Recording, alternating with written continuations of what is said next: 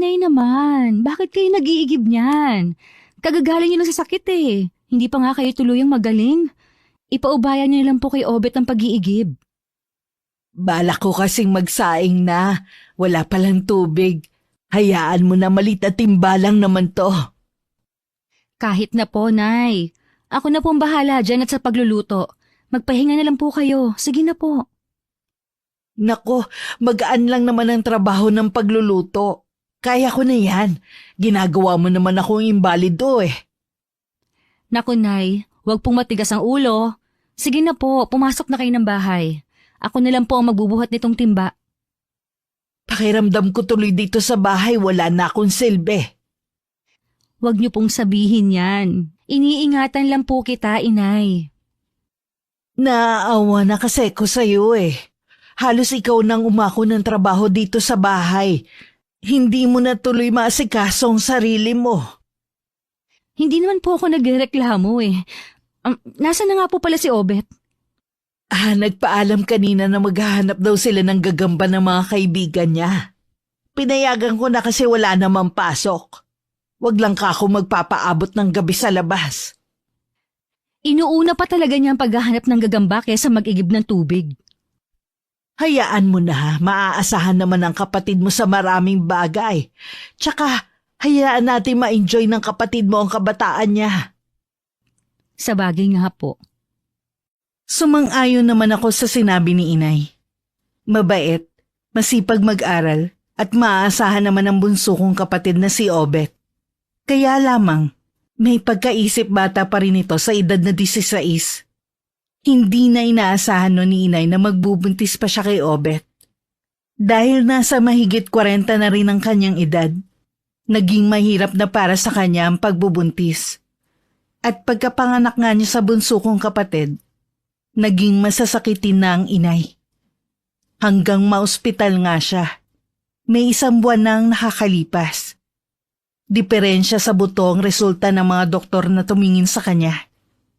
Marupok na raw ang buto niya sa may bandang balakang. Yun ang dahilan kung bakit nakakaranas ng pagkaparalisa ang inay. Sinabi pa ng doktor na kung ooperahan daw, baka hindi na rin kayanin ng inay dahil sa edad nito. 4 kami magkakapatid. Ang panganay na si Kuya Abel ay may sarili ng pamilya at sa kabilang baryo piniling manirahan.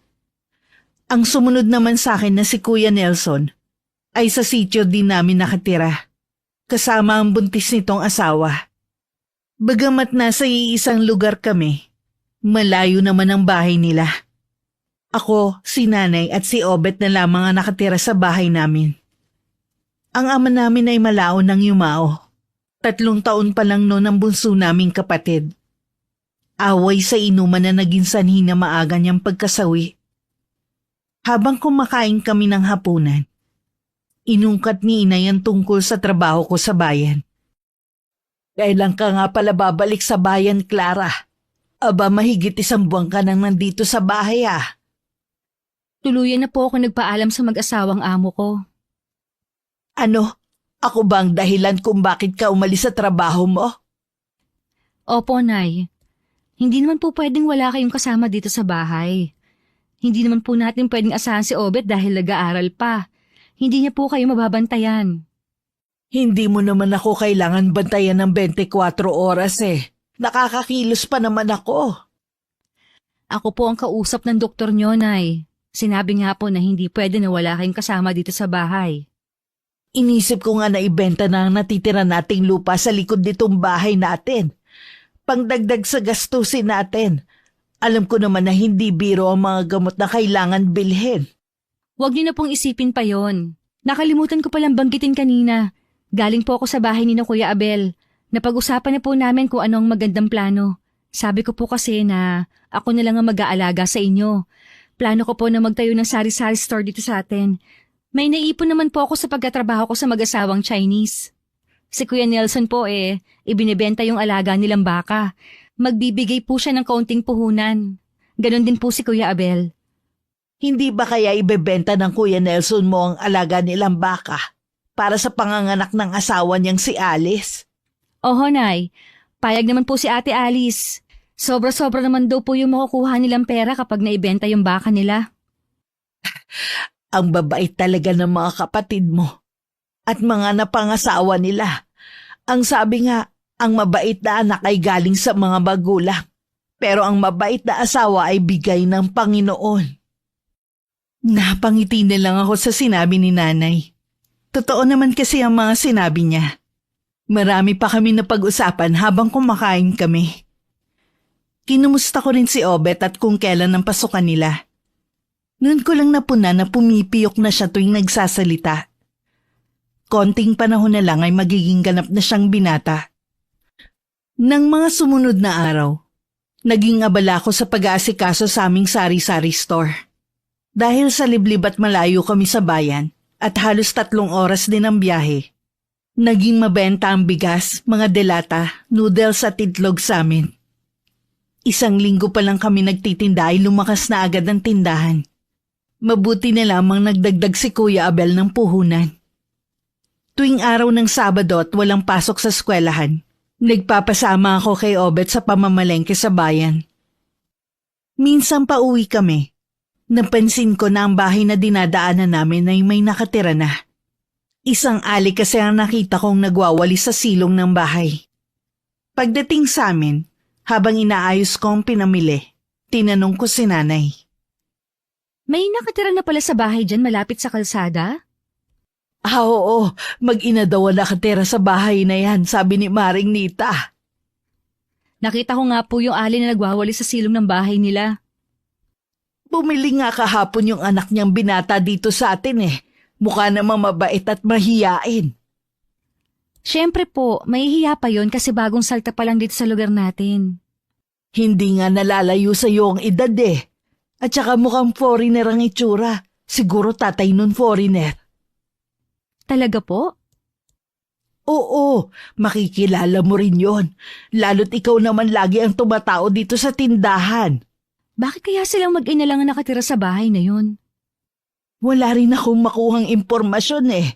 Alam mo naman na hindi na ako masyadong naglalabas ng bahay. Tsaka yun lang ang sabi ni Maring Nita. Si Aling Nita talaga. Magkukwento lang eh, kulang pa sa impormasyon. Aba, interesado ka talaga sa bago nating kapitbahay ah. Siyempre po, gusto ko lang din sila makilala. Yun lang naman po eh. Akala ko dahil sa sinabi ko mukhang foreigner. Nay naman? O bakit? Wala namang masama kung sakali na magkagustuhan kayo ah. Dalaga ka naman. Hindi ang kumerengkeng ang prioridad ko. Kaya tigilan niyo na ako sa panunukso sa akin. Nangingiti na lang ang inay habang nakatingin sa akin. Ako naman umiwas ng tingin. Baka kasi mapatawa ako bigla. Nang mga sumunod na araw, napansin kong naging tambayan ng harapan ng tindahan ko ng mga kadalagahan dito sa aming sityo. Tila ba meron silang inaabangan na bumili? Nagkahinala agad ako na baka ang bago naming kapitbayang hinihintay ng mga yon. Naiiling na lang ako na inabala ko na lang ang sarili ko sa paglilista ng mga kulang sa tindahan. Nang biglang may narinig akong impit na tilian. Nang sulyapan ko ang mga kadalagahan sa harap ng tindahan namin, halos magkapilipit na ang mga ito sa kilig. Hindi nga nagtagal. Isang paboritong boses ang bumili. Isang lalaking matangkad at mistiso ang bumili ng 4 na itlog at kamatis. Bakit biglang tumaas ang itlog? Nung nakaraan 9 lang ang bili ko sa isa. Nung nakaraan pa yon, ngayon tumaas na ang itlog. Ang bilis naman. Parang natulog lang ako, biglang taas na. Kung nagrereklamo ka, sa iba ka nalang bumili. O di kaya sa bayan. Tiyak mura doon, ikaw nga lang mamamasahe. Hindi naman ako nagrereklamo, sinasabi ko lang. Ganoon na rin yon. Sige, salamat. Nakita ko pang umiti ang lalaki sa mga nakatambay na kadalagahan sa harap ng tindahan. Hindi ko tuloy maiwasan na mapataas ng kilay. Iniisip ko kasi kung yun nga ang lalaking tinutukoy ni nanay. Pero tama nga siya. Mukhang foreigner ang itsura ng lalaki. Kaya marahil yun na nga ang bago naming kapitbahay. Ilang sandali pa, umalis na rin ang mga kadalagahan na nakatambay sa tapat ng tindahan namin. Ang pumalit naman ay mga manginginom sa aming lugar. 2 kwatro agad ang binili. Humingi din ng baso at pitsyal ng tubig. Sa loob ng ilang linggo, malakas naman ang tindahan namin. Palibhasa nga kasi kami ang kumpleto na sa paninda. At iilan lang ang may tindahan sa amin. At malalayo din ang agwat. Hindi ko lang inaasahan. Ang isa sa mga nag-udyok sa akin noon na tuluyan ng umalis sa trabaho ay makikita ko pa. Hindi ako makapaniwalang madadatnan ko si Aurelio sa sala namin habang kausap si inay. Anong ginagawa mo dito, Aurelio? Oh, mabuti naman at dumating ka na, Clara. Kanina pa naghihintay si Aurelio dito. O paano? Maiwan ko muna kayo. Tinatanong kita kung anong ginagawa mo dito sa bahay namin. Ay, dinadalaw ka. Pagbalik ko kasi ng probinsya, nabalitaan ko sa dati mong amo na umalis ka ng araw at umuwi ka raw dito sa inyo. Kailangan kasi ako ng nanay ko. Nabanggit nga ng mag-asawang Inchik ang dahilan mo. Kumusta ka na? Ayos lang. Kanina ka pa ba? Ay, may dala nga pala akong pasalubong para sa'yo. Aurelio, kasi may gagawin pa kasi ako ngayon. Ganun ba? Sige, uuwi na ako. Kanina pa naman ako rito eh. Gusto lang kasi kitang makita. Ay, di ba nag-usap na tayo dati? Akala ko naliwanagan ka na sa desisyon ko. Clara, sana maunawaan mo rin ako. Hindi ganun kadali yung pinapagawa mo. Mahal na mahal kita. Lahat gagawin ko para sa'yo. Sarili mo lang ang pinapahirapan mo eh. Marami pa namang ibang babae dyan. Sila na lang ang ligawan mo, wag na ako. Pero ikaw lang ang gusto ko, Clara. Hindi ang ibang babae. Huwag mo sana akong ipagtulakan sa kanila. Hindi ka ba napapagod sa kasasuyo mo sa akin? Wala kang maaasahan sa akin. Hindi ang pakikipagnobyo ang prioridad ko ngayon. Handa naman ako maghintay eh. Mapapagod ka lang sa paghihintay mo sa akin. Sa huli, wala ka rin mapapala. Ikaw nga ang dahilan ko bakit ako umalis sa trabaho. Tapos ngayon, dito mo naman ako kukulitin sa bahay namin. Clara, sana naman. Nakikiusap ako. Umalis ka na. Hindi itong huli natin pagkikita, Clara. Hindi ako ganun kadaling sumuko. Alam mo ba, imbis na maawa ako sa'yo, nag-uumpisa na akong mainis sa'yo dahil sa pangungulit mo. Dahil nagmamahal lang ako at paulit-ulit ako manunuyo sa'yo. Hindi rin ako mapapagod na ipagtabuyan ka ng paulit-ulit hanggang magsawa ka. Clara, lagi kong pinagdarasal na sana magising ka isang araw na mahal mo na ako. Hindi yan mangyayari, kaya umalis ka na. Sa totoo lang, inaabala mo na ako. Laylay ang balikat na pumanaog sa bahay namin si Aurelio. Naiiling na sinundan ko na lamang siya ng tingin. Nang wala na si Aurelio, tsaka naman lumabas mula sa kusina ang inay. Kibit balikat lang ang itinugon ko sa nagtatanong niyang tingin sa akin. Gaya ng inaasahan ko, paulit-ulit na pumupunta si Aurelio sa bahay namin. Ilang beses ko rin siyang pinagtatabuyan. Hanggang dumating ang araw na hindi ko na siya hinaharap. Tanging si inay na lang ang humaharap sa kanya at nagdadahilan na wala ako. Hindi ka ba naaawa sa manliligaw mo, Clara? Naaawa naman po noong una. Pero katagalan nakakainis na. Ang kulit kasi. Bakit hindi mo bigyan ng pagkakataon na kilalanin siya? Malay mo, kalaunan magustuhan mo rin siya. Malabo po yun, Nay. Sa loob ng 1 taong panliligaw niya sa akin, wala akong makapangnikatiting na pagkagusto sa kanya. Mukha naman siyang mabait. Ano kaya ang dahilan bakit hindi mo siya magustuhan? Hindi ko rin po alam, Nay. Basta, mabigat po ang loob ko sa kanya, kahit wala naman siyang ginagawang masama. Siguro hindi mo lang talaga siya gusto. May ganun kasi eh. Tsaka po, hindi ko nakikita ang sarili ko sa pag-aasawa. Hindi ko po yun prioridad. Ha? Wala ka bang balak mag-asawa? Meron naman po, pero hindi pa sa ngayon. Aba, 25 ka na nga, Clara. Dapat ka may nobyo ka na ngayon. Makakapaghintay naman po yan. Hindi ko kailangang magmadali. Anong hindi mo kailangan magmadali? Sa edad mong yan, may ikukonsidera na ganyang edad may asawa na. Bakit naman po sina kuya 30 na mga nakapag-asawa? Lalaki naman sila. Ikaw babae. Baka mamaya kapag umabot ka na sa edad na 30, mahirapan ka na mabuntis. Kapag nag-asawa po ako, paano kayo ni Obet? Huwag mo kaming intindihin ng kapatid mo. Ang isipin mo ang sarili mong kaligayahan. Kayo po ang kaligayahan ko. Ang alagaan kayo. Alam ko naman yon, pero hindi habang buhay nandito ako.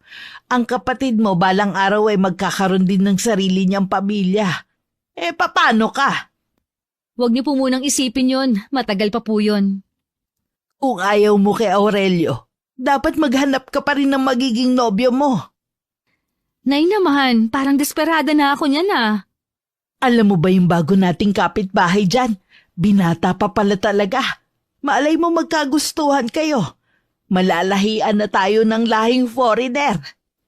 Sigurado po ba kayong foreigner ang tatay nun? Baka anak na engkanto kaya ganun ang itsura niya. Di ba's lalong maganda? Makakarating tayo sa mundo ng mga engkanto. Balita ko sobrang ganda daw sa lugar nila Kayo talaga nahay kung ano-anong mga sinasabi. Gusto ko lang namang gumaan ang usapan natin.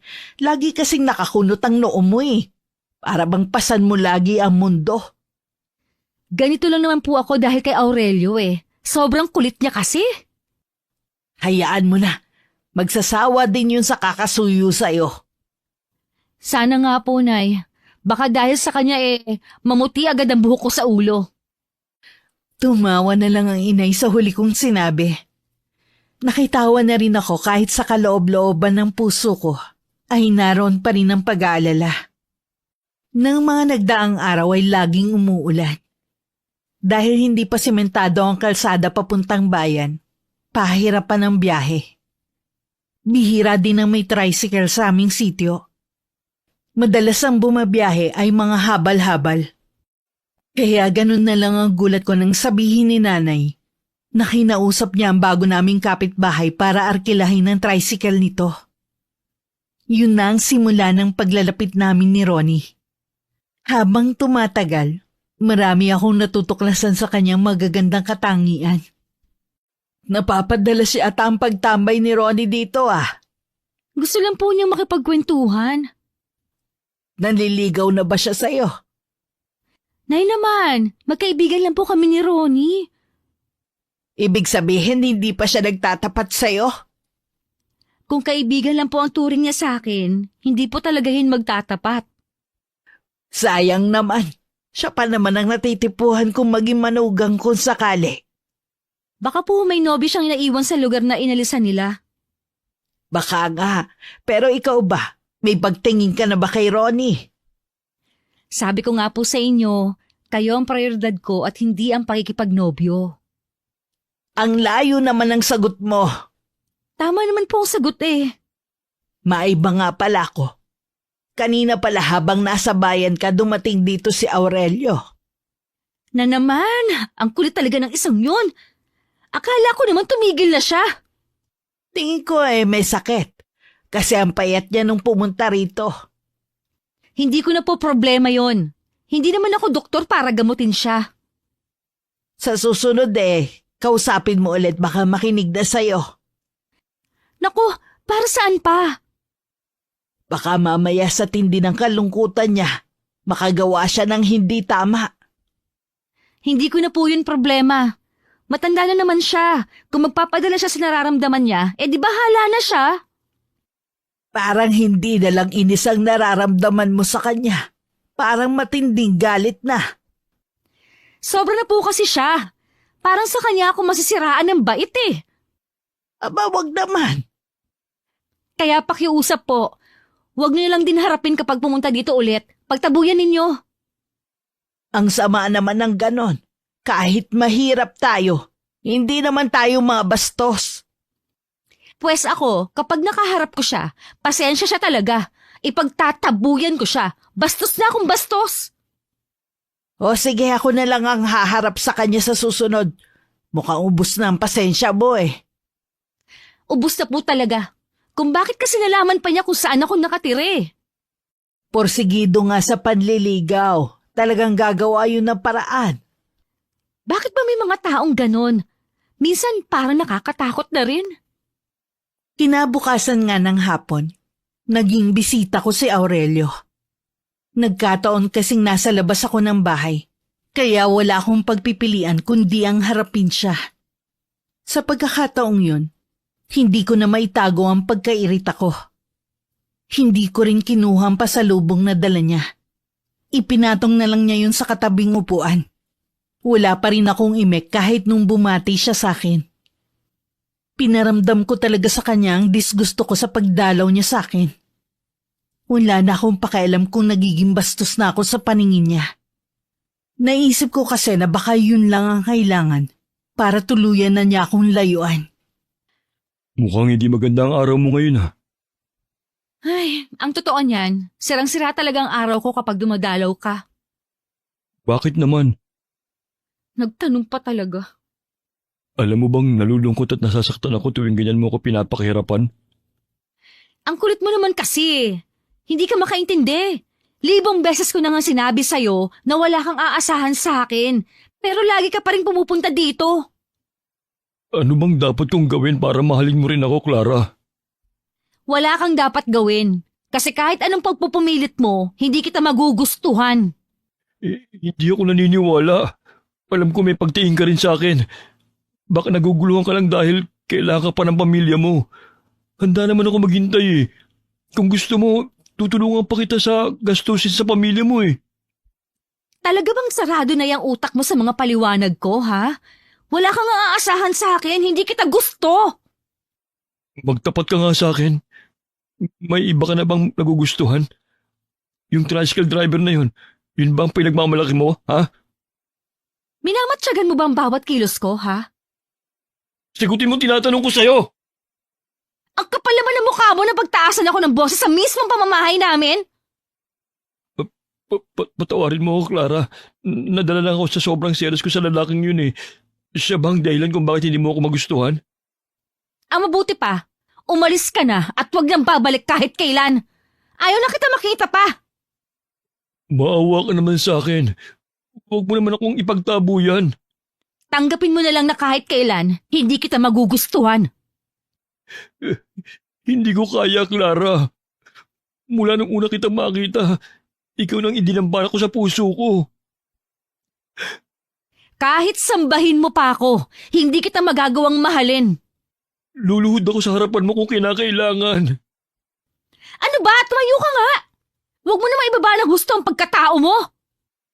Mahal na mahal kita, Clara. Mamamatay ako kapag tuloy na kitang hindi makita.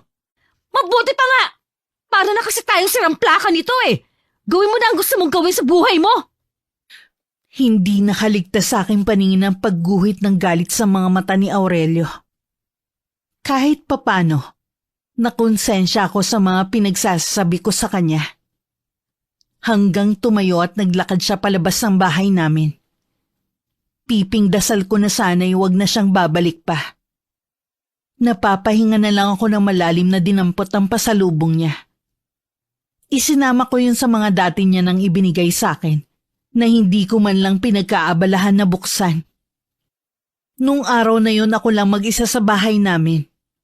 Nasa eskwelahan kasi ang kapatid ko at si nanay naman ay dumalaw sa bahay ng kuya ko. Dumadaing na kasi ng pananakitan siya ng hipag ko. Baka anumang sandali ay manganak na siya. Habang nasa labas ako ng tindahan at nagwawalis. Pakiramdam ko may mga matang nakamasid sa akin. Nagkataon pa naman na kanina pa walang bumibili. Pumasok na lang ako sa loob ng tindahan at tiniyak na nakalak ang pinto. Ilang sandali lang dumating naman si Ronnie.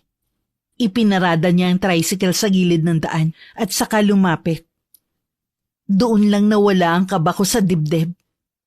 Bumili muna siya ng isang bote ng soft drink at isang balot ng tinapay. Wala yatang tambay ngayon dito ah. Oo nga eh. Kanina pa rin walang bumibili sa tindahan. Ikaw pala ang kauna-unahang bumili ngayong araw. Oras pa kasi ng pamamahinga ng mga tao. Baka maya-maya dadagsa na ang bibili sa'yo. Ay, sana nga. Ilang araw ko na kasi napapansin na matumal ang benta. Ganun talaga ang tindahan eh. Hindi sa lahat ng oras malakas. Ang nanay mo pala. Nasa bahay ng kapatid ko. Dumadaing na kasi sa pananakit ng tiyan ng hipag ko. Clara? May gagawin ka ba sa linggo? Wala naman. Bakit? Ay, kasi yayayain sana kita mamasyal sa bayan. Pwede naman. Anong oras ba? Bago mananghalian, susundin kita rito. Oo, sige. Payag naman, Chuck, si nanay. Si Obet na lang ang patatauhin ko dito sa tindahan. Inabahan ako ng konti. Akala ko tatanggi ka eh. Matagal-tagal rin naman nung huling pamamasyal ko. Wala naman masama siguro. Alam mo, akala ko nung una, masungit ka. Hindi naman pala.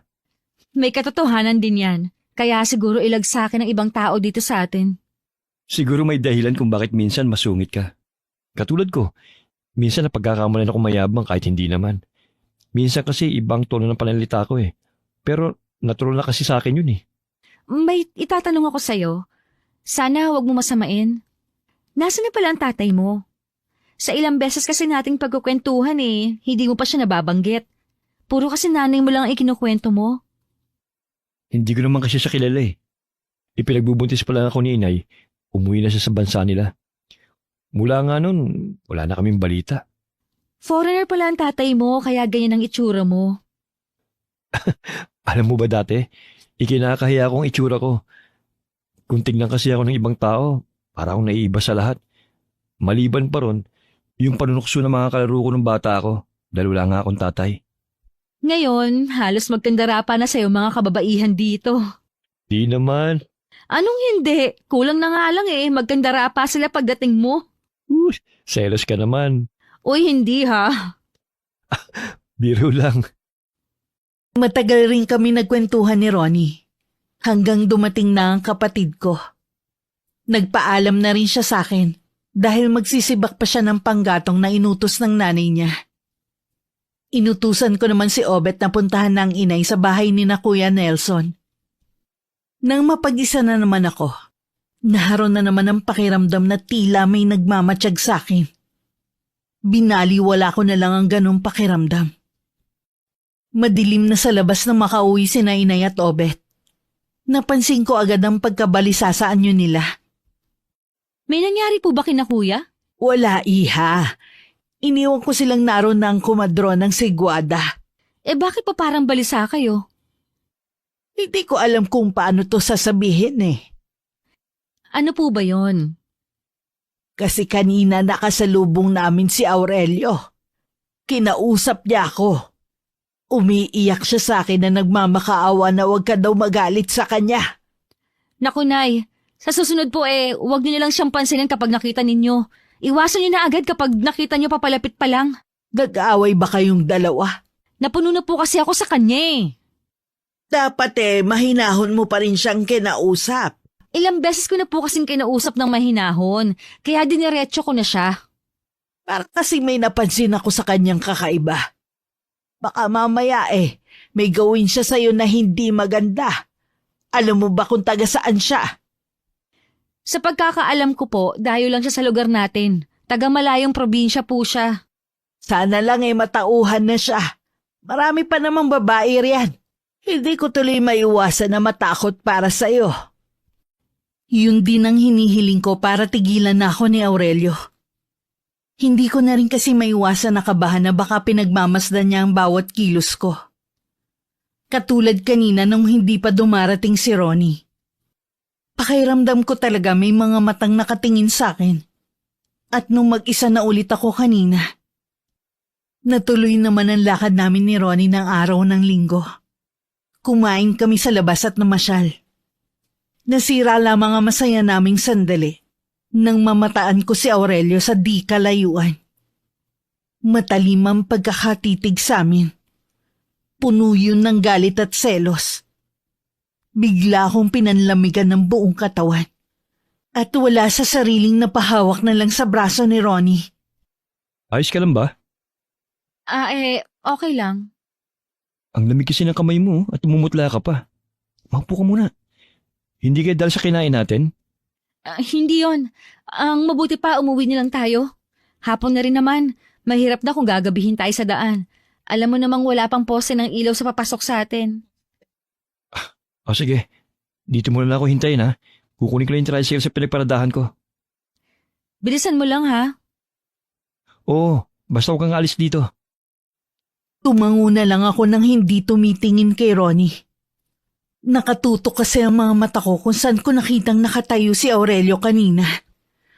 Nagpapaling-paling ako ng tingin. Ngunit hindi ko na alam kung saan siya nagpunta. Hindi pa rin mawala ang kaba sa dibdib ko ng mga oras na yon. Lalo't wala nang ganong tao sa paligid at hindi pa rin bumabalik si Ronnie. Sa biglang pagharap ko kung saan nagtungo si Ronnie, balak ko na sana siyang puntahan. Nang bigla akong bumangga sa isang katawan. Pagtingala ko, mukha ni Aurelio ang bumungad sa akin. Bigla akong napaatras pero mabilis niyang nahawakan ng kamay ko. Nagpupumiglas ako habang sumisigaw. Pero pagtingin ko sa paligid, ni isang tao wala akong makita. Bitiwan mo ako! Ano ba, Ronnie? Tulungan mo ako! Kahit pa ulit-ulit mo siyang tawagin, hindi siya darating para tulungan ka. Hayop ka! Anong ginawa mo kay Ronnie? Wala na siya. Kaya sumama ka na sa akin. Ilalayo kita rito. Magsasama tayo habang buhay. Nasisiraan ka na ba ng bait? Hindi ako sasama sa'yo! Sa ayaw at sa gusto mo, sasama ka sa akin. Bitiwan mo sabi ang kamay ko! Huwag mo akong hilahin sabi! Tumahimik ka kung ayaw mong maubos ang pasensya ko sa'yo. Masyado kang pakipot. Ang dami ko nang ginawa para magustuhan mo ko. Pero dun sa tisoy ka pa rin sumama. Ilang beses ko ba kasing sasabihin sa'yo na tigilan mo na ako? Kahit kailan, hindi kita magugustuhan! Lalo na ngayon! Di na mahalaga kung magustuhan mo ko o hindi. Wala na akong pakialam. Para mo ng awa! Hayaan mo na akong umuwi! Marunong ka rin pala magmakaawa eh.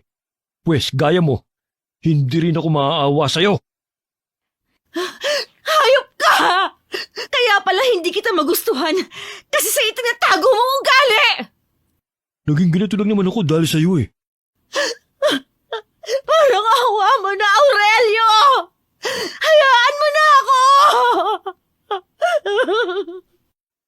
Dama ko na ang sakit sa braso ko. Hindi rin ako makapaniwalang wala man lang nakarinig sa sigaw ko.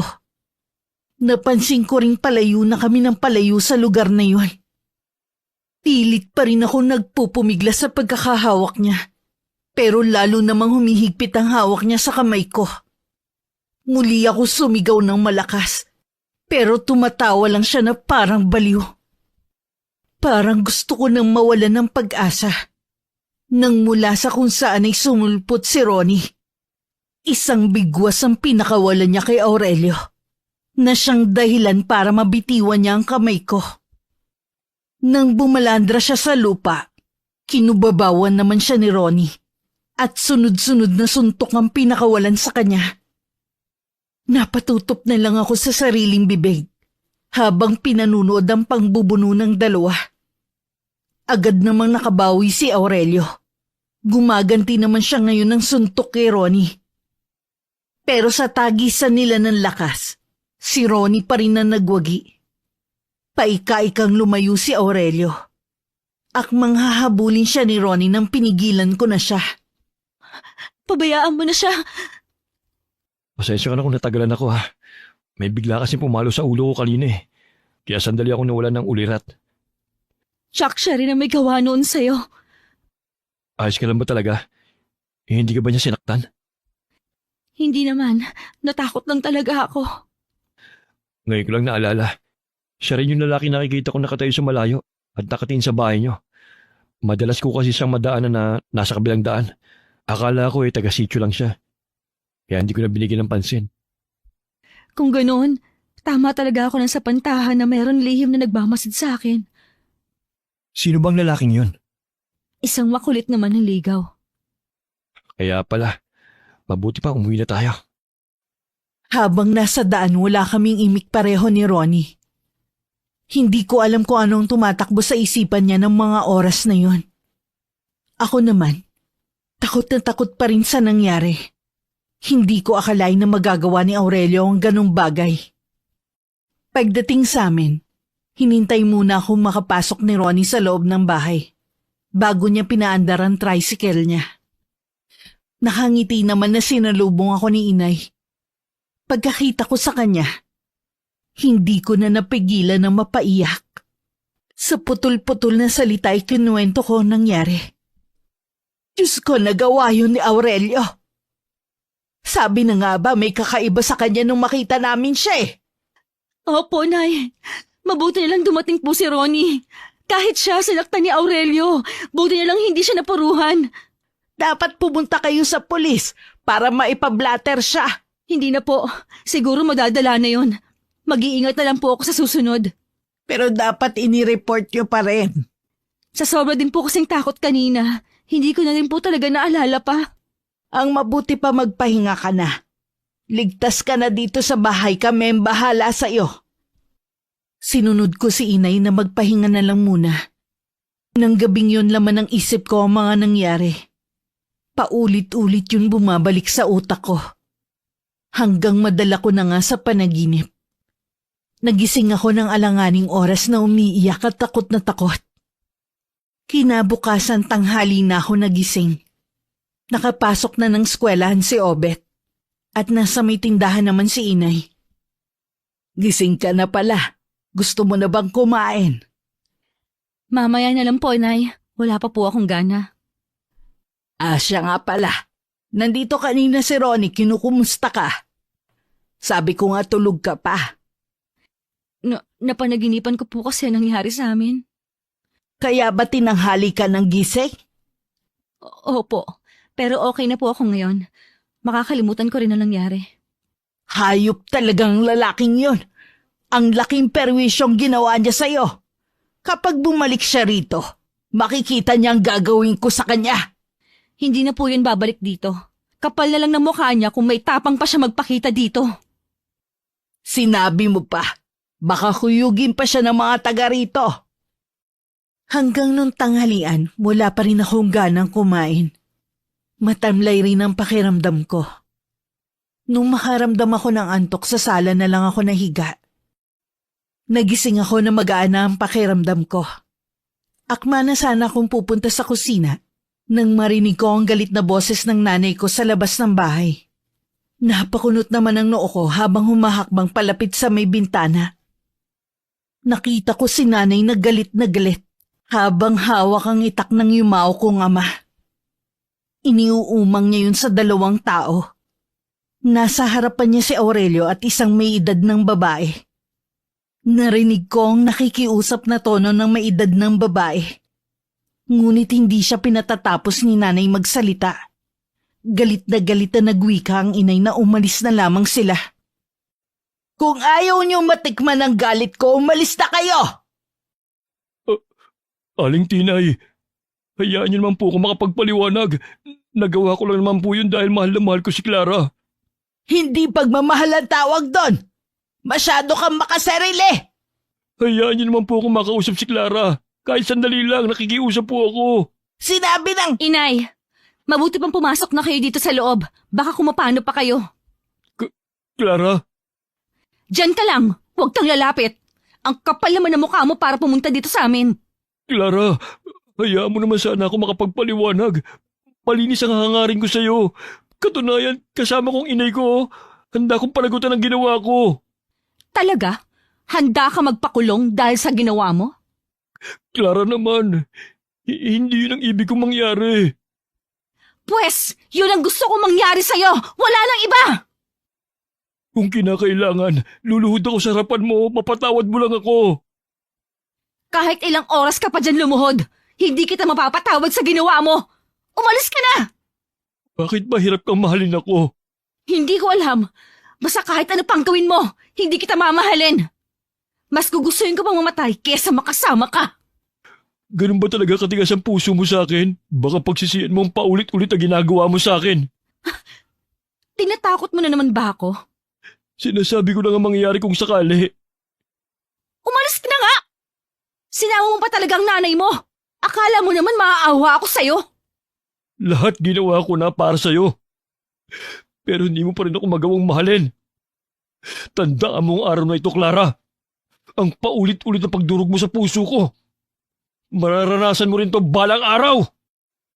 Hindi ko alam pero bigla akong kinilabutan sa mga katagang binitiwan ni Aurelio. Kahit nung wala na sila ng kanyang ina, nakatayo pa rin ang mga balahibo ko sa katawan. Bahagya pa ako napapitlag nang hawakan ako ni inay sa braso. Napakalamig kasi nun. Niyaya na niya akong pumasok sa bahay namin.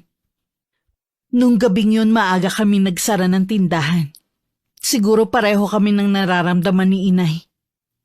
Sa hapunan naman, halos hindi ko malunok ang kinakain ko. Matindi pa rin kasi ang kaba sa dibdib ko. Kahit nung gabing nakahiga na ako, mukha pa rin ni Aurelio ang nakikita ko.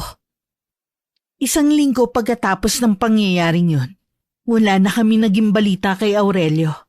Kahit papano nakahinga na ako ng maluwag. Baka pinagsabihan ng nanay niya. Sana nga po makinig siya. Alam mo kahit yung nanay niya, hindi ko gusto ang aura.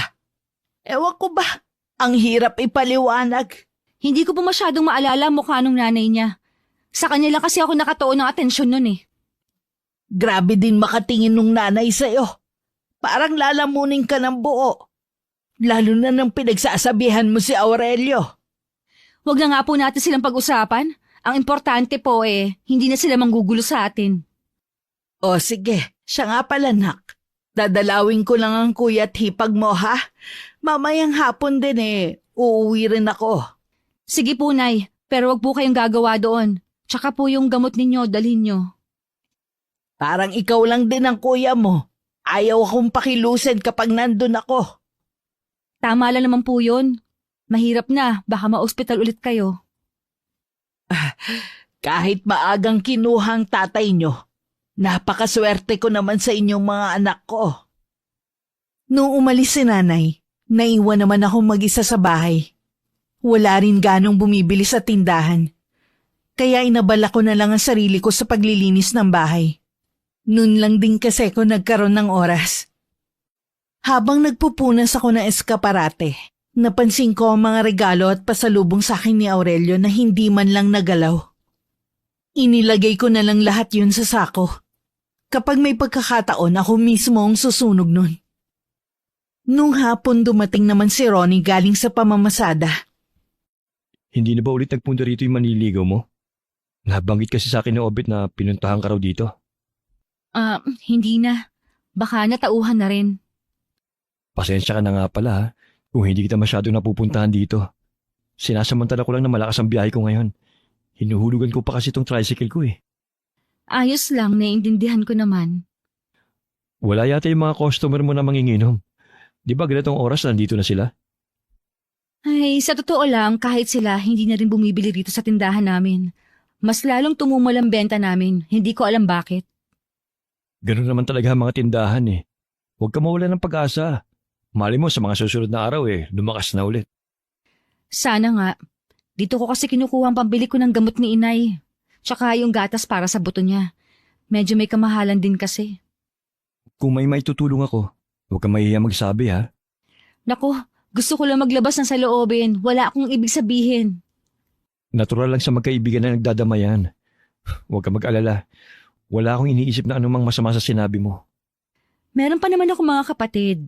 Kapag nagipit ako pwede akong lumapit sa kanila. Wala na naman yata yung nanay mo. Nandun sa bahay ng kapatid ko. Pauwi na rin yon. Sabi ko kasi huwag magpapagabi Clara, alam ko na hindi naging magandang unang paglabas natin.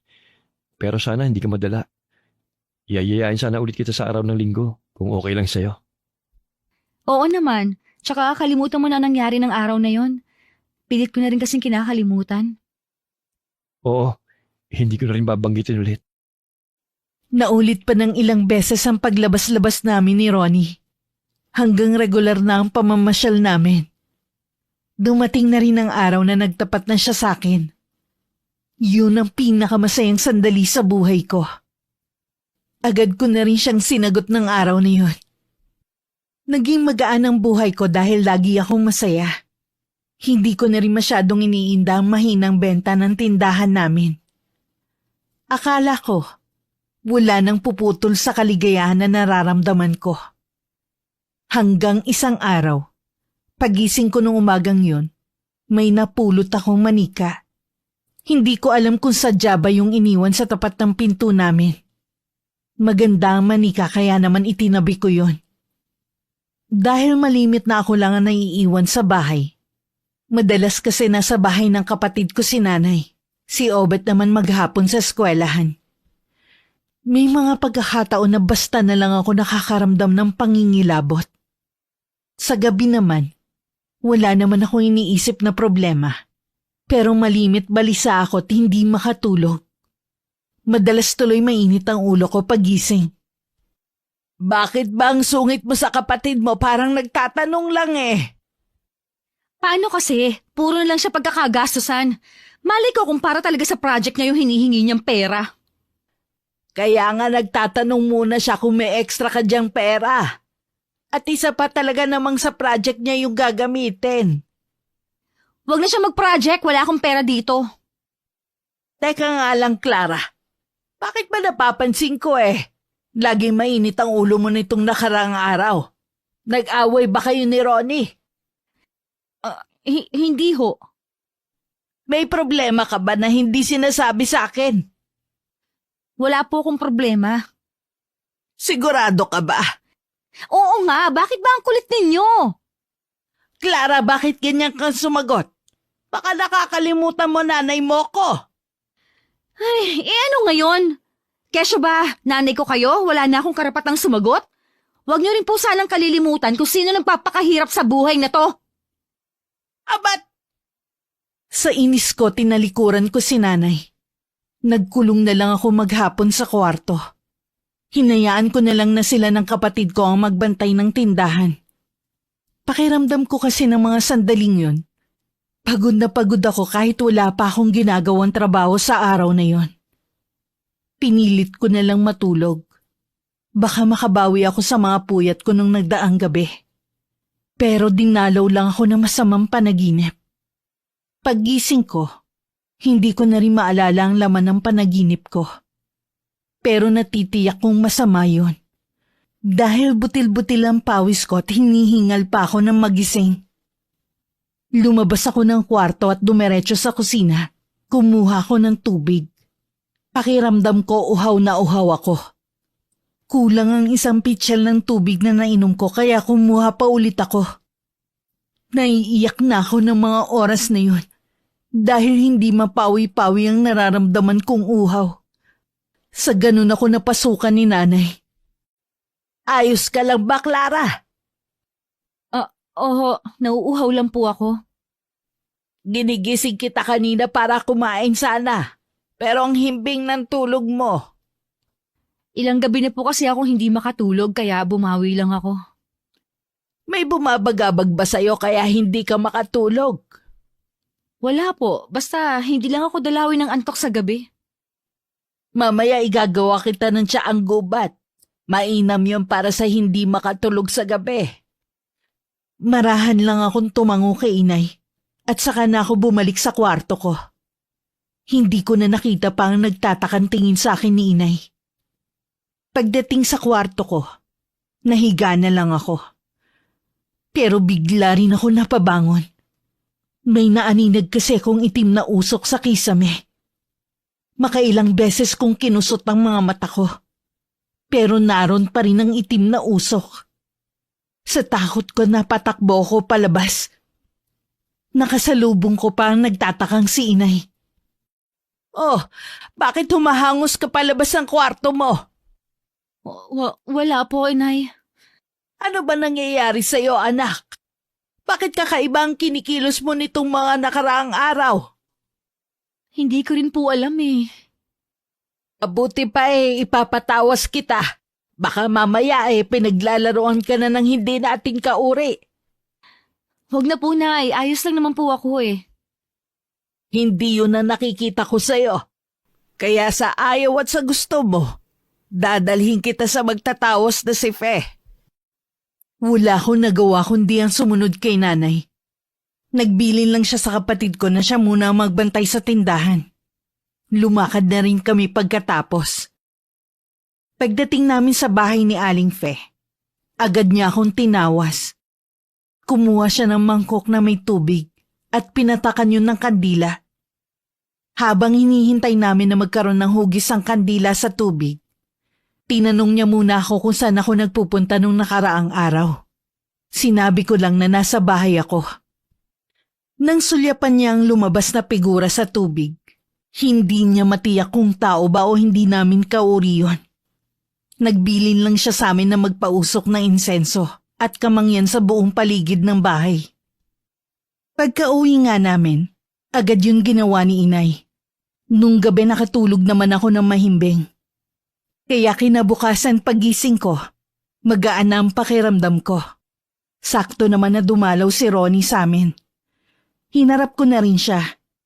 Nung mga nakaraan kasi pinagtataguan ko siya. Nagdahilan na lang ang Inay sa kanya na masama ang pakiramdam ko. Magaling ka na ba? Oo, pinatawas nga ako ni Inay kahapon. Baka daw nabati lang ako. Ang hilig mo kasing gumawi sa likod ng bahay niyo eh. Mapuno pa naman dun. Baka mamaya may nakakursunado sa'yo. Nung huling gumawi ako doon nang sunugin ko yung mga binigay ni Aurelio sa akin. Baka nga nung araw na yun ako nabati. Hapon na kasi yun. Malamang nga. Kumusta naman ang pamamasada mo ngayon? Matumal na rin eh. Bala ko nga na pumila sa bayan. Kaso pa nagkataon bihira na tayo magkikita. Dun pa lang kasi ubos na ang oras ko. Nagkikita naman tayo tuwing linggo eh. Ang importante, kumikita ka. Oo nga. Tsaka gusto ko na rin kasing mag-ipon para sa kinabukasan natin. Ha? Anong ibig mong sabihin? Bakit? Hindi mo ba naiisip na lumagay na sa tahimik? Nasa tamang edad na rin naman tayo eh. May basbas na rin naman ako sa nanay ko. Boto naman siya sa'yo kahit hindi ka pa niya nakikita. Binigla mo kasi ako eh. Tsaka ilang buwan pa lang kasi ang relasyon natin. Ano naman, ang importante nagmamahalan tayo. Tsaka sigurado na ako sa sarili ko na ikaw ang gusto ko makasama sa habang buhay. Maliban na lang kung hindi ka pa sigurado sa akin. Siyempre, sigurado na ako sa'yo. Ngayon alam ko na ang sagot mo. Lalo ko pang sisipagan ang pamamasada ko. Akala ko matibay na ang pundasyon ng relasyon namin. Hindi ko akalain na darating ang sandali na ako mismo ang susubok sa aming samahan.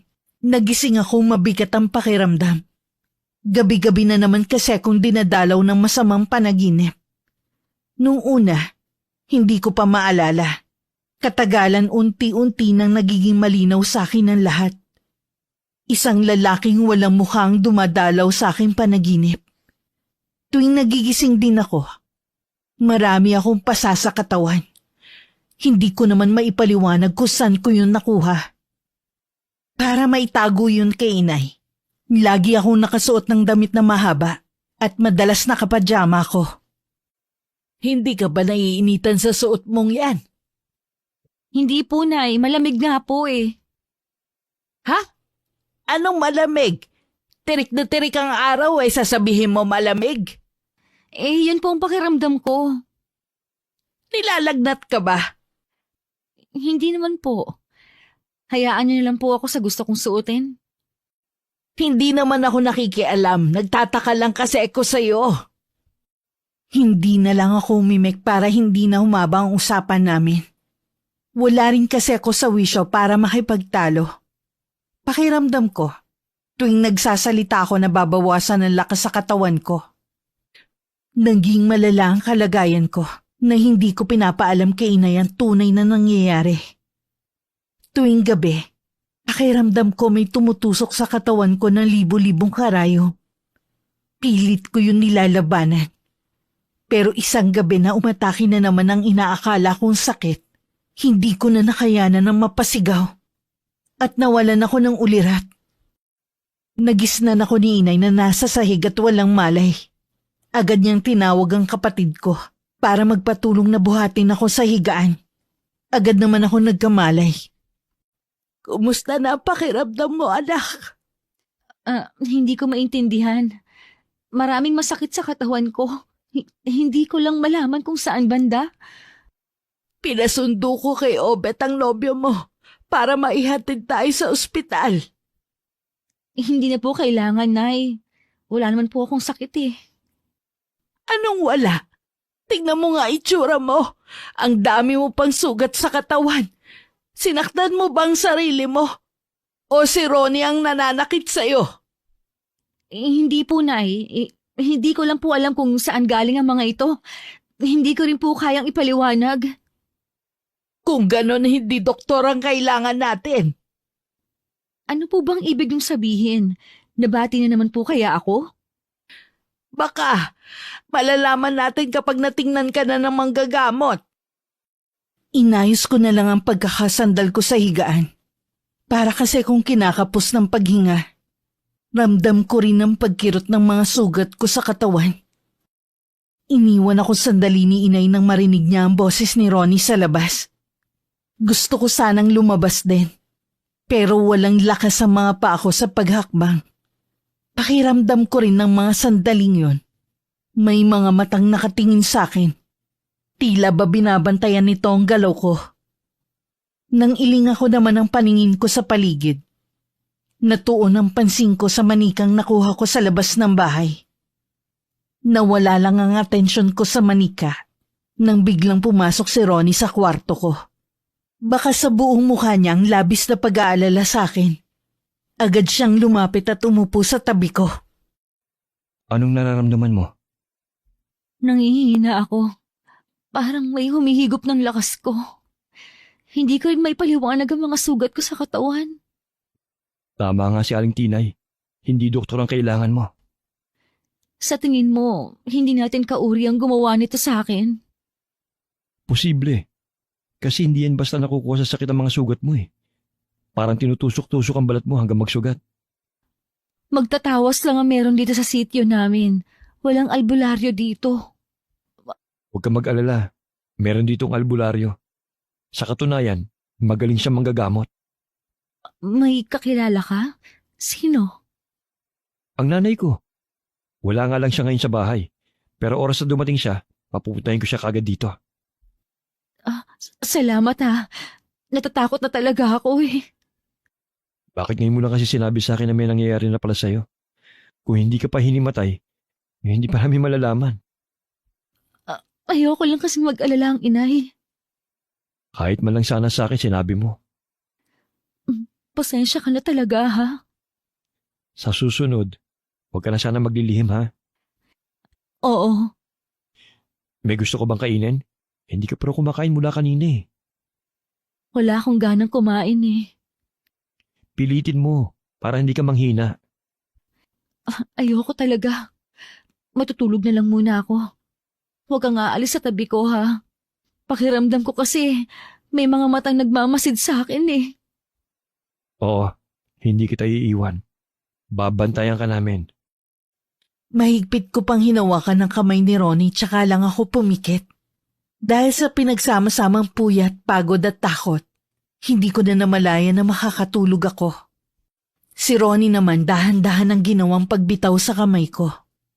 Tumayo pa siya tila merong hinahanap sa kabuuan ng aking kwarto. Lumabas din siya para kausapin ng nanay ko. Nakatulog na po siya. Mamaya niyo lang po siya punasan. May gusto po sana akong sabihin sa inyo eh. Ano yon, iho? Sa tingin ko po, kinukulam si Clara. Ha?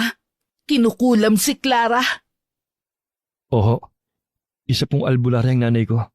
Maraming beses na po siya ng gamot ng mga kinulam at binarang. Ang nangyayari po kay Clara, gawa ng kulam. Diyos ko po, sinong gagawa nito sa kanya? Wala namang kaaway ang anak ko.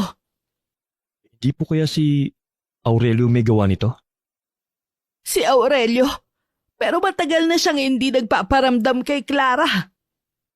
Baka gumaganti siya kay Clara. Kahit po kasi hindi sila nagkikita, basta alam niya po ang buong pangalan ni Clara, maaari niya po siyang ipakulam. Ang kapal naman ng mukha niya para siya pa ang gumanti sa anak ko. Masama po ang magbintang, pero siya lang po ang pumasok sa isip ko na maaaring gumawa ng gano'n kay Clara eh. Wala nang ibang gagawa nun. Naalala ko pa nung pumunta siya dito, pinagbantaan niya si Clara. Huwag po kayo masyado mag-alala. Baka mapano po kayo. Naniniwala po ako na mapapagaling siya ni inay. Talaga bang albularyo ang inay mo? Kaya niyang pagalingin si Clara? Oo, isa po siyang albularya. Kaya lang po, kailangan natin maging handa. Maraming beses ko na pong nakita manggamot sa mga nakukulam si nanay. Hindi po ganun kadali. Lalo na kung walang balak yung mangkukulam na bawiin ang sakit na ipinataw niya sa biktima. Diyos ko, ang anak ko. Mabuti naman siyang anak at kapatid. Bakit sa kanya pa ito nangyari? Manalig po tayo na malalampasan natin ang pagsubok na ito. Matapang po si Clara. Alam ko po, hindi siya basta-basta susuko. Pagkatapos ng pag-uusap nila ng inay, nagpaalam na rin si Ronnie na uuwi para tingnan kung dumating na ang kanyang ina. Ngunit pagdating sa kanila, wala pa rin ang kanyang ina. Tuwing Martes at Biyernes kasi nagpupunta ang kanyang ina sa isang bundok para magsagawa ng isang orasyon. Lumipas pa ang 2 oras bago dumating ang kanyang ina. Hindi pa man siya nakakapagsalita, alam na agad nito ang nilalaman ng isip niya. Matindi ang puot na nananahan sa taong kumukulam sa nobya mo. Desidido siyang makapaghiganti sa pinakamasakit na paraan. Lalaki po bang kumukulam sa kanya? Hindi. Isa siyang babae. Akala ko ang manliligaw niya, hindi pala. Ang kulam ay salitang kasing kahulugan ng manggagaway sa banal na kasulatan o Biblia. Ang salitang kulam ay may kaugnayan sa salitang kulang dahil ang mga taong may pagkukulang sa pananampalataya sa Diyos o pagkukulang sa isang tao. Ang karaniwan sa mga taong kinukulam ay may nagawang kasalanan sa isang tao. Kahit po ba hindi naman niya sinasadya na makapanakit ng kapwa niya, tatablan pa rin ang kulam? Oo, walang pinipili ang kulam, basta gustong makapanakit at makapaghiganti. Nakikiusap po ako, inay. Gamutin niyo po si Clara. Mahal na mahal ko po siya. Ay, gagawin ko ang lahat ng makakaya ko para labanan ang mangkukulam na yon. Kahit sobrang nag-aalala si Ronnie, gumuhit pa rin sa kanyang labi ang isang ngiti. Kinuha lang ni Aling Juana ang kanyang gamit sa panggagamot at sumama sa kanyang anak papunta sa bahay namin. Pagdating hindi agad pumasok si Aling Juana. Para bang may pumipigil sa kanya na malakas na puwersa. Nagpalingalinga pa siya hanggang mapadako ang kanyang paningin sa bintana ng kwarto ko. Isang imahe ang nakasilip doon. Nanlisik naman bigla ang mga mata ni Aling Juana at umusal ng mga salita na siya lang ang nakakaalam. Ilang sandali pa, pumasok na siya sa bahay. Ikaw pala ang ina ni Ronnie. Pasensya na't sa ganito pa tayo nagkakilala. Hindi naman mahalaga kung anong panahon tayo nagkakilala.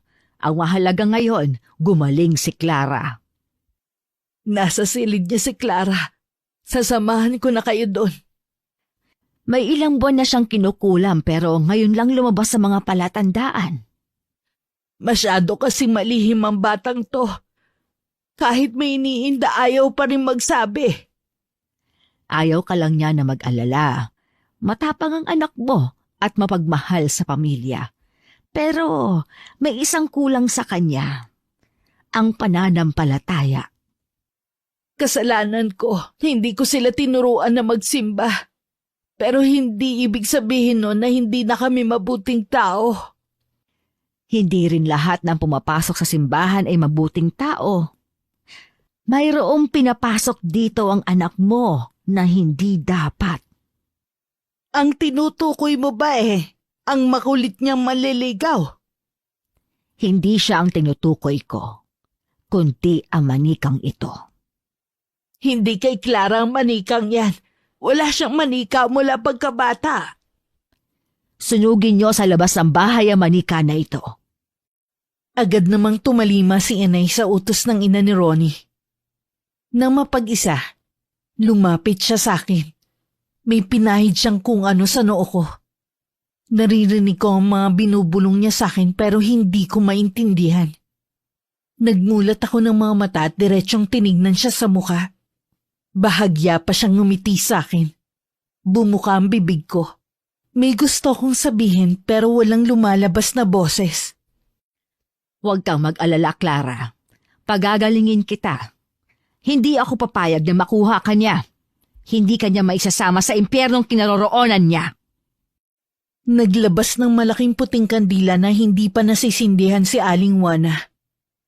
Sinindihan niya yun nang nakaharap sa silangan. Pagkatapos naglabas din siya ng purong asin at binalatang bawang. Inukit niya sa bawang ang pangalan ko, gamit ang karayom. Inusalan din niya yun ng orasyon. Napasigaw na lang ako nang maramdaman kong parang sinisilihan sa hapdi ang mga sugat ko. Para akong bulate na nagpapaikot-ikot sa higaan ko. Si Aling Juana naman patuloy lang sa pag-usal ng orasyon. Sa labas ng silid ko, umiiyak naman si nanay.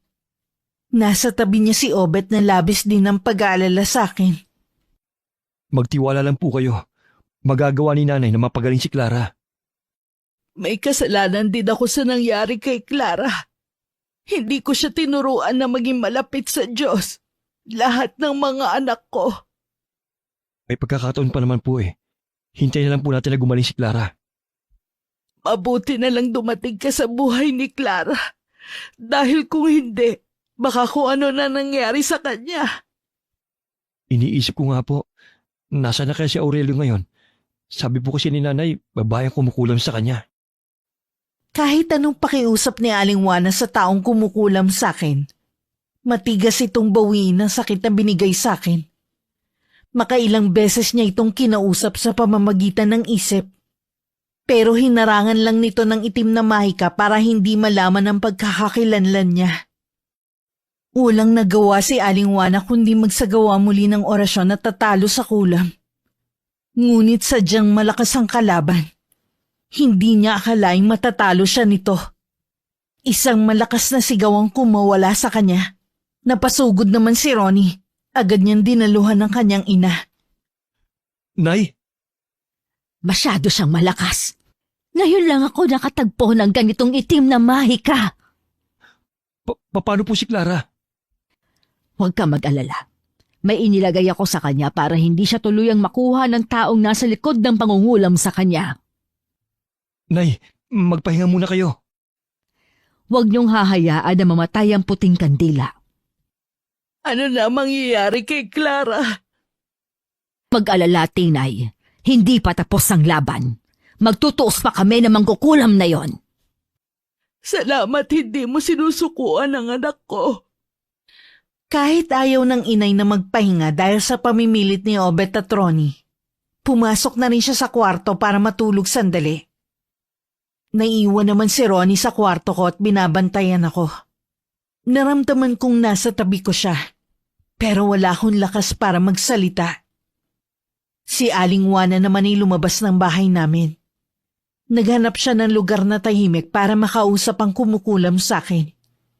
Mariin siyang pumikit at patuloy sa pagbigkas ng mga salitang Latin.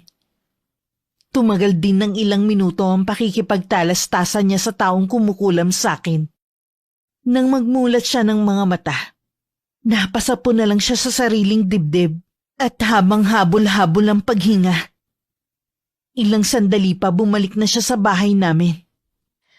Alam ko na kung sinong nasa likod ng pangungulam kay Clara. Sino po, Nay? Ang nanay ng manliligaw niya. Wala siyang balak na makipagkasundo. Matindi ang galit niya kay Clara. Handa niyang ibuwis ang buhay niya, makaganti lang siya. Ang anak niya may malaking atraso kay Clara. Bakit kailangan silang gumanti? Hindi mo nauunawaan, iho. Labis ang kanyang pagdadalamhati. Wala na ang anak niya. Hindi malinaw sa akin kung anong ikinamatay niya. Patay ni si Aurelio? Isa lang ang malinaw. Si Clara ang sinisisi niya sa pagkamatay ng anak niya. Naguguluhan ako. Pagkatapos ng lahat ng ito, alamin mo ang katotohanan. Sa ngayon, kailangan ko siyang matalo para gumaling si Clara. Muling nagsagawa ng orasyon si Aling Juana. Sa pagkakataong yun, mas malakas na orasyon ang ginamit niya. Sa lakas ng puwersa, may hangin nang umiikot sa loob ng kwarto. Halos matanggal na rin ang kurtina sa pagkakakabit sa bintana. Umuugong din ng malakas na hangin sa buong kwarto. Napakapit pa si Ronnie sa aparador na nandun. Dahil pakiwari niya matatangay siya ng malakas na hangin. Napakapit pa si Ronnie sa aparador na nandun. Dahil pakiwari niya matatangay siya ng malakas na hangin. Inabot pa ng kinabukasan ng panggagamot sa akin ni Aling Juana. Hanggang kasi ng mga oras na yun, hindi pa rin sumusunod ang ina ni Aurelio. Wala nang pagpipilian si Aling Juana, kundi ilabas ang alas niya. Isang nakakapinsalang mahika ang ginamit niya. Dahil doon, matinding lakas ang nawala sa kanya, na halos mapapugto sa kanyang paghinga. Nang makita ni Ronnie na huminto na ang kanyang ina, napatingin siya sa akin. Unti-unti na kasing nanunumbalik ang dati kong kulay mula sa pagiging maputla. Nawawala na rin ang mga sugat ko sa buong katawan. Nang magmulat ako ng mga mata, ang nakangiting si Ronnie agad ang nabungaran ko. Ronnie? Magaling ka na, Clara. Natalo ng inay ang kumukulam sa'yo. Talaga? Magaling na ako. Pinahanga mo ko, Iha. Hindi ka sumuko kahit hirap ka na. Kahit wala kang malay, nakikita ko na pilit kang lumalaban para sa buhay mo, para sa mga mahal mo sa buhay. Salamat po, Aling Juana. Utang ko sa inyo ang pangalawang buhay ko. Utang mo sa kanya ang pangalawang mong buhay, hindi sa akin. Ginawa lang niya akong instrumento para magpagaling ng mga taong nangangailangan. Parang isang masamang panaginip lang ang lahat ng mga nangyari sa akin. Agad kong niyakap si Inay at si Obet. Akala ko talaga hindi ko na sila mayiyakap ng ganon. Pare-pareho kaming lumuluha ng mga oras na yon. Nagdesisyon kami ni Inay na wag nang ipaalam sa iba ko pang kapatid ang nangyari sa akin. Pagkatapos ng pangyayaring yun, pumunta kaming mag-anak sa simbahan para magpasalamat at humingi ng kapatawaran. Sa kabila ng lahat, hindi pa rin ako mapakali. May gusto kasi akong gawin para matahimik na ako, na siya namang mariing tinututulan ng aking ina. Bakit kailangan mo pang alamin ang tungkol sa kanya? Gusto ko lang naman pong malaman ang ikinamatay niya. Hindi nga tayo sigurado kung patay na nga talaga siya. Kaya nga po gusto kong alamin. Hindi mo maiaalis sa akin na mag-alala. Kaya hindi ko gusto ang gagawin mo. Kasama ko naman po si Ronnie. Hindi naman po niya ako pababayaan. Siguradong kalat na ang nangyari sa'yo. Bakit kailangan mo pang balikan? Hindi po kasi ako matatahimik eh. Intindihin mo rin sana, Clara. Kung alam mo lang yung nararamdaman ko nung nakaratay ka, halos mamatay na ako sa sobrang pag-aalala. Hindi ko na ipinilit ang gusto kong mangyari kay Inay. Pero buo na ang pasya ko na alamin ang nangyari kay Aurelio. Araw ng linggo sinundo ako ni Ronnie. Ang paalam namin kay Inay, mamamasyal lang kami. Nang sumakay ako sa tricycle ni Ronnie, masaya pang kumuway sa amin ang Inay. Nagtanong-tanong kami sa mga dati kong katrabaho na nakakakilala kay Aurelio. Nagulat ako sa nalaman sa kanila. Nagpakamatay di umano ang lalaki dahil sa matinding kabiguan. Hiningi ko na rin ang address ni Aurelio. Ngayon alam na natin na wala na talaga si Aurelio. Sigurado ka bang gusto mo pang pumunta sa bahay nila? Gusto ko lang humingi ng kapatawaran sa nanay niya. Wala ka namang kasalanan sa kanila eh. Nagawang kitli ni Aurelio ang buhay niya nang dahil sa akin. Nandito na rin tayo kaya tapusin na natin. Okay, sige. Nakarating kami sa isang liblib na lugar na madalang na ang mga bahay. Isang alay ang nagturo sa amin kung saan makikita ang bahay ni Aurelio at ng ina nito. Isang matandang babaeng naabutan namin sa bakuran nila. Agad yung pumasok sa loob ng bahay nang makita niya kami. Natitiyak kong yun na ang ina ni Aurelio. Mula sa puso ko, kinausap ko ang matandang babae. Gusto ko lang pong humingi ng kapatawaran sa mga masasakit na salitang binitiwan ko sa anak ninyo. Pinapatawad ko na rin po kayo sa ginawa ninyo sa akin. Kalimutan na po natin na nangyari. Umalis na tayo. Malapit ang dumilim. Nang naglalakad na kami palayo, narinig ko pa ang paglangit-ngit ng pintuan. Hindi na ako lumingon. Nung umalis kami sa lugar na yon, nawala na ang bigat sa dibdib ko. Alam ko na patawad na rin ako ng ina ni Aurelio. Makalipas ang 1 taon, ikinasal na kami ni Ronnie. 2 taon pa ang lumipas bago ako nagdalang tao. Pero nang mga panahon na yun, ay namatay rin ang aking ina. Dahil sa komplikasyon sa kanyang sakit. Sa kasalukuyan, nakatira na kami sa bayan. Meron kaming munting sari-sari store na pandagdag sa aming pang-araw-araw na gastusin. Samantalang si Ronnie, may nakuhang maayos na trabaho na malapit sa amin. Sa bawat araw na lumilipas, hindi namin nakakalimutan na magpasalamat sa Panginoon sa mga biyayang natatanggap namin sa araw-araw. Wakas. Inay naman, bakit kayo nag-iigib niya?